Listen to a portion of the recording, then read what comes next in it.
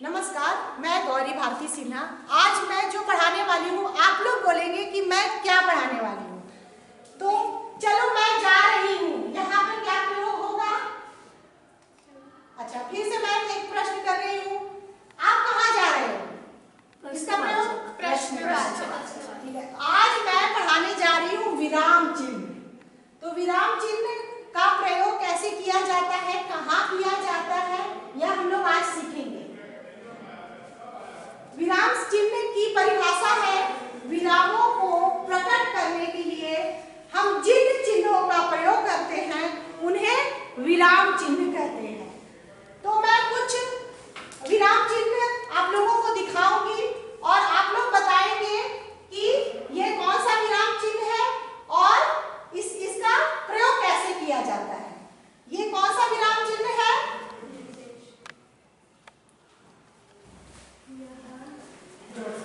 यह निर्देशक चिन्ह है। किसी बोले हुए वाक्यों के बाद जो है निर्देशक वाक्यों का इस्तेमाल किया जाता है और उसको बहुत अच्छा उसको दिखाने के लिए निर्देशक चिन्ह का प्रयोग होता है। जैसे मोहन ने कहा कि आज बहुत गर्मी है, तो कहाँ इसका प्रयोग करेंगे? मोहन के बाद के बाद। वेरी गुड, बहुत अच्छा। अच्छा, अब मैं पूछ रही हूँ, ये कौन सा विराम चिन्ह है? कौन सा है ये? उदाहरण चिन्ह। उदाहरण चिन्ह। बताइए, इसका एक उदाहरण दीजिए। इसका क्या होगा उदाहरण? एक उदाहरण, इसकी परिभाषा के साथ एक उदाहरण दीजिए। इस चिन्ह को हम लोग किसी आदमी से कहे हुए शब्दों के बाद प्रयोग करते हैं। जैसे गांधी जी ने कहा था, सत्य और अहिंसा का जय होता है। सत्य के पहले और जय के बाद हम लोग इस चिन्ह का प्रयोग करेंगे। बहुत अच्छा, बहुत अच्छा। बैठ जाइए। इस विराम चिन्ह को क्या कहते हैं? लाघव चिन्ह। लाघव चिन्ह। इसका प्रयोग कैसे किया जाता है? इस चिन्ह का प्रयोग शब्दों को संक्षेप करने के लिए किया जाता है। जैसे हम लोग डॉक्टर को द में आ की मात्रा, चंद्र, उसके बाद लाघव चिन्ह लगाते हैं। बहुत अच्छा, वेरी गुड। और एक उदाहरण दीजिए। जैसे उत्तर प्रदेश को जब हम लिखते हैं तब हम उ लाघव चिन्ह, प लाघव चिन्ह दे के लिखते हैं। बहुत अच्छा, बहुत अच्छा। इस चिन्ह को क्या कहते हैं? कोष्ठक चिन्ह। अच्छा, इस चिन्ह को कोष्ठक चिन्ह कहते हैं। इसका प्रयोग कैसे किया जाता है? कोष्ठक चिन्ह का प्रयोग अनेक स्थितियों में किया जाता है। कर्म सूचक अक्षरों और अंकों के साथ प्रयोग होता है। जैसे राम दशरथ के पुत्र बहुत आज्ञाकारी थे। बहुत अच्छा, वेरी गुड। अच्छा, इसको क्या कहते हैं? इस चिन्ह को क्या कहा जाता है? योजक चिन्ह। आप बताएं, इसका उदाहरण इसको कैसे लिखा जाएगा? योजक चिन्ह का प्रयोग कैसे किया? इसका प्रयोग दो शब्दों के बीच संबंध बनाने के लिए और युग्म का माध्यम किया जाता है। जैसे स्त्री योजक चिन्ह पुरुष, शिव योजक चिन्ह पार्वती आदि। बहुत अच्छा। इस चिन्ह को क्या कहते हैं? इस चिन्ह को हंसपद कहा जाता है। इसका प्रयोग कैसे किया जाएगा? इसका प्रयोग ऐसे किया जाएगा कि कोई अगर वाक्य लिख रहे हैं, उसमें कोई अगर शब्द छूट गया तो ये चिन्ह देके हम उस शब्द को लिख सकते हैं। जैसे उदाहरण, मैं स्कूल जा रही हूँ, अगर जा शब्द छूट गया तो उसे हम ये चिन्ह देके ऊपर लिख सकते हैं।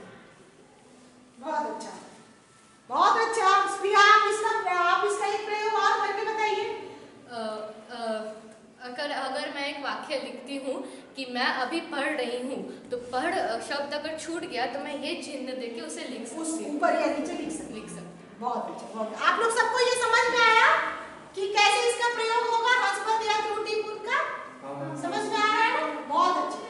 अच्छा, इसको क्या कहते हैं? इस प्रश्न चिन्ह को क्या कहते हैं? प्रश्नवाचक चिन्ह। अच्छा, इसका प्रयोग कैसे किया जाता है? आप एक उदाहरण के साथ बताएं।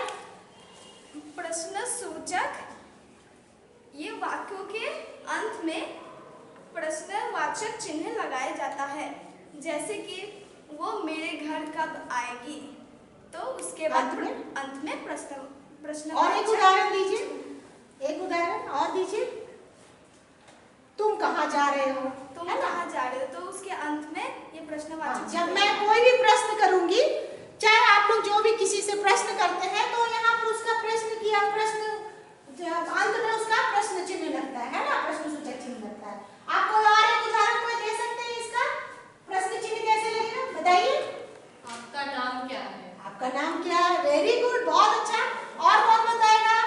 आप कहाँ जा रहे हैं? ये भी हो सकता है। आप बताइए एक और प्रश्न चिन्ह का। आप कहाँ घूमने जा रहे हैं? बहुत अच्छा, मतलब आप लोगों को इसका प्रयोग, हाँ बताइए, आप भी बताइए। आप कहाँ हैं? बहुत अच्छा। अच्छा, ये कौन सा चिन्ह है? अल्प विराम चिन्ह है। अल्प विराम चिन्ह। एक उदाहरण के साथ आप इसे बताइए अल्प विराम चिन्ह का। इस चिन्ह का प्रयोग थोड़ा रुकने के लिए प्रयोग किया जाता है, जैसे फल, अंगूर, सेब। फल, अंगूर, सेब के बीच में अल्प विराम चिन्ह का यूज होता है। बहुत अच्छा। और कोई बताएगा अल्प विराम चिन्ह का प्रयोग कैसे किया जाता है? अल्प विराम वहां होता है जो हम लोग, जैसे मैं बाजार गई, वहां से सब्जी लाई, तो सब्जी में मैं लाई पटल, आलू, करेला, तो बीच में आलू के बाद अल्प विराम ऐसे करके प्रयोग किया जाता है। आप उसमें और भी बहुत सारे शब्दों में ऐसे आप कर सकते हैं। अच्छा, इसके बाद ये कौन सा चिन्ह है? ये कौन सा चिन्ह है? विस्मयादि बोधक चिन्ह। इसका प्रयोग कैसे किया जाता है? एक उदाहरण से बताइए। विस्मयादि बोधक चिन्ह भय, क्रोध, घृणा, शोक आदि प्रकट होने वाले वाक्यों में प्रयोग किया जाता है। जैसे देखो एक पक्षी, और वाह क्या बगीचा है। धन्यवाद। आप उसके बाद और कोई इसका विस्मयादि बोधक चिन्ह में आप कर सकते हैं। शाबाश तुम जीत गए। वाह, शाबाश के बाद लगेगा, है ना? शाबाश के बाद। और कोई आप किसी का आप इसका उदाहरण दीजिए, कोई कर सकता है? बताइए। अरे भाई आप कहाँ जा रहे हैं? अरे भाई के बाद हम लोग इस चिन्ह का प्रयोग करेंगे। वाह, बहुत अच्छा। और कोई विस्मयादि बोधक चिन्ह का कोई और प्रयोग करेगा? वाह ये कितना सुंदर बगीचा है, वाह के बाद विस्मयादि बोधक चिन्ह लगेगा। आप बताइए प्रिया। वाह कितना सुंदर छवि है। वाह के बाद लगेगा, है ना? अच्छा, ये जो चिन्ह है इसको क्या कहते हैं? कौन बताएगा? इसे पूर्ण विराम कहते हैं। ये वाक्यों के अंत में लगता है, जैसे कि मैं स्कूल जाऊंगी, इस वाक्य के अंत में पूर्ण विराम लगता है। बहुत अच्छा। और कोई आप बताएंगे इसका? कोई एक उदाहरण और देंगे? कोई बच्चा इसका पूर्ण विराम का? जी बताइए। मैं बाहर जा रही हूँ, तो अंत में लगेगा, है ना, पूर्ण विराम चिन्ह का। बहुत अच्छी बात है।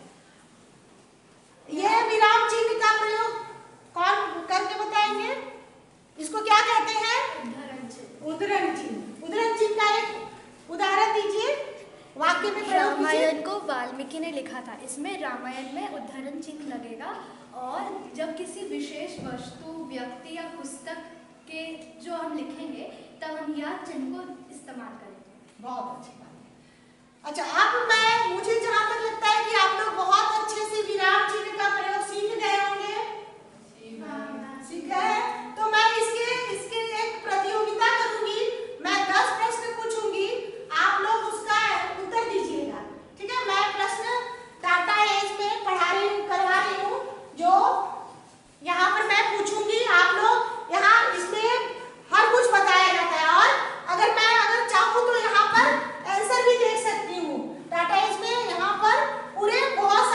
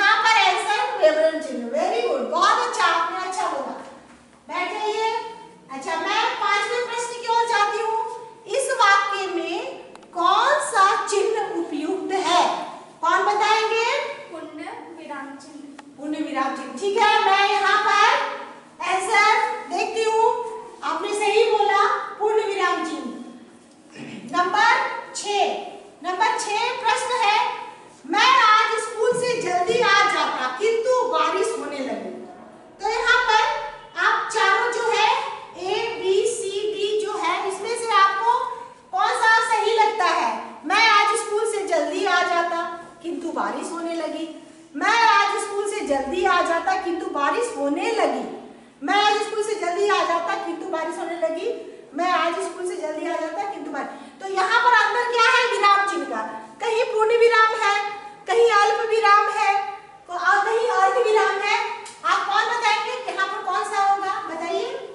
इसका उत्तर होगा, मैं आज स्कूल से जल्दी आ जाता किंतु बारिश होने लगी। कौन सा? ए, बी, सी, डी? सी। सी।